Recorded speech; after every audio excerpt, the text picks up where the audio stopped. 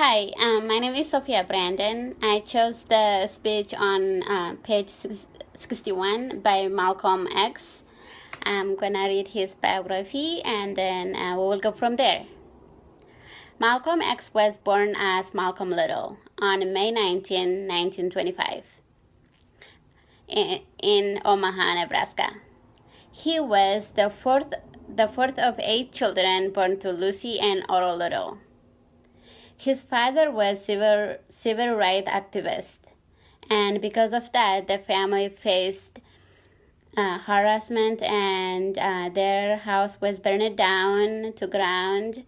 And shortly, Malcolm X lost his father, and his mother traumatized by her husband's death, and she was confirmed to mental hospital. And Malcolm X was sent to foster care. Malcolm X attended West Junior High School. He was very smart and focused in school until he told his teacher that he would like to become a lawyer someday. And the teacher told him that he can't be a lawyer and to be more realistic and to think something else, like a carpenter. And this really discouraged him, and he dropped out of school at the age of 15. And Malcolm X, he moved to Boston and start selling drugs and involving a lot of crimes.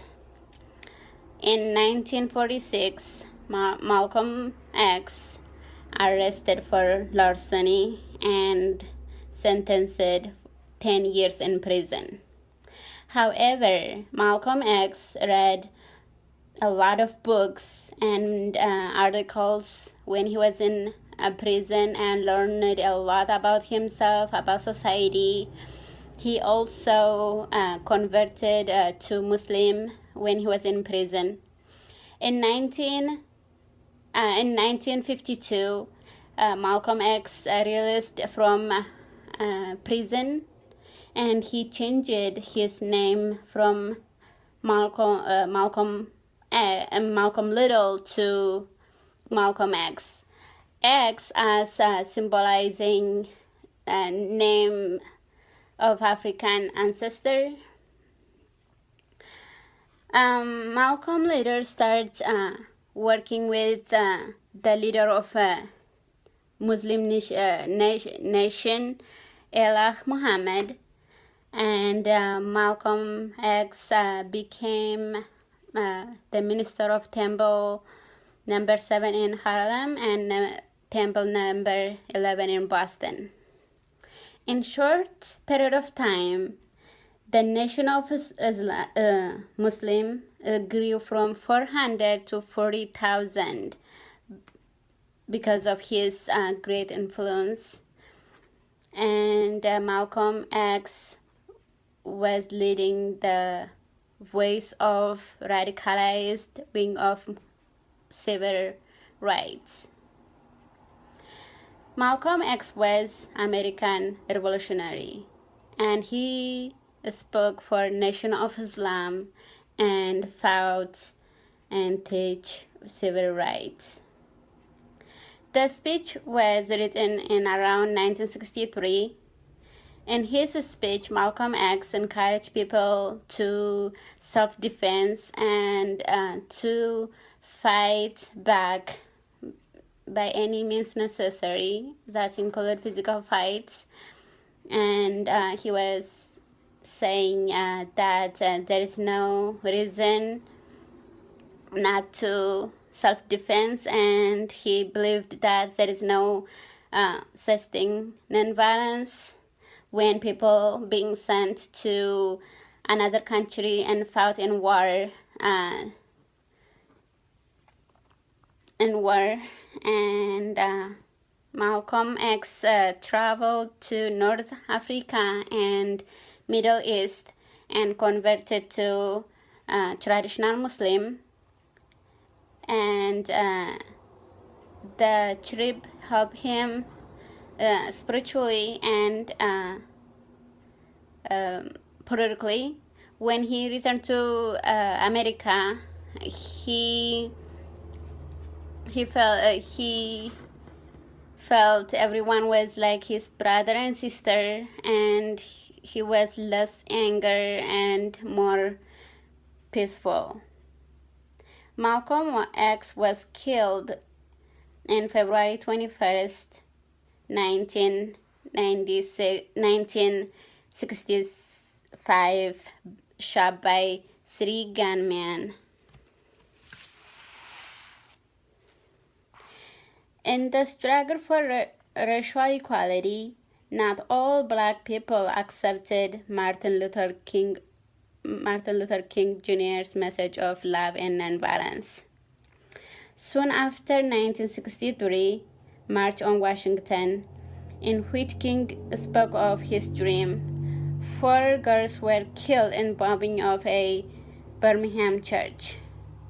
For Malcolm X, who grew up in northern ghetto, spent time in prison, and became a Muslim, this pointed to the limitation of civil rights movement. That fall, Malcolm X addressed a meeting in Detroit. 2 years later, he would be assassinated. Malcolm X: as long as white man sent you to Korea, you bled. He sent you to Germany, you bled. He sent you to South Pacific to fight the Japanese, you bled. You bleed for white people. But when it's come to seeing your own church being bombed and little Black girls murdered, you haven't got any blood. You bleed when white men say bleed. You bite when white men say bite. You bark when white men say bark. I hate to say this about us, but it's true. How are you going to be nonviolent in Mississippi as long as you were in Korea? How can you justify being nonviolent in Mississippi and in Alabama when your church are being bombed and your little girls are being murdered? If violence is wrong in America, violence is wrong abroad.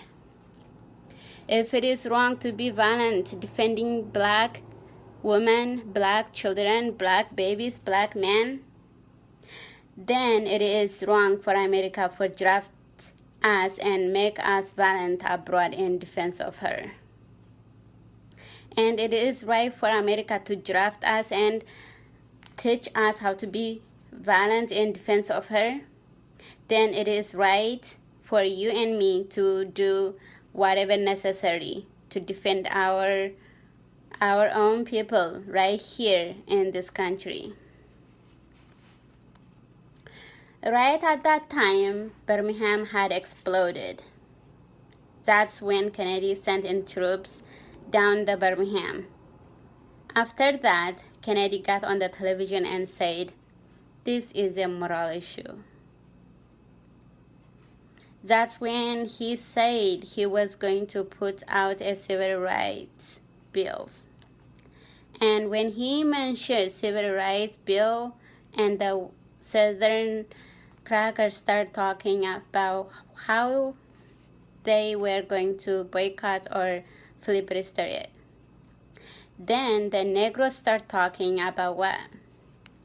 They were going to march on Washington, march on Senate, march on White House, march on Congress, and tie it up, bring it to halt, not letting government proceed. They even said they were going out to the airport and lay down on the runway and not let any airplane land. I'm telling you what they said. That was a revolution. That was a revolution. That was the Black Revolution. It was grassroots out there in the street. It scared white men to death. It scared the structure in Washington, D.C. to death. I was there. When they found out that this black steamroller was going to come down in the Capitol, they called in Wilkin. They called in Randall. They called in these national Negro leaders that you respect and told them, cut it off.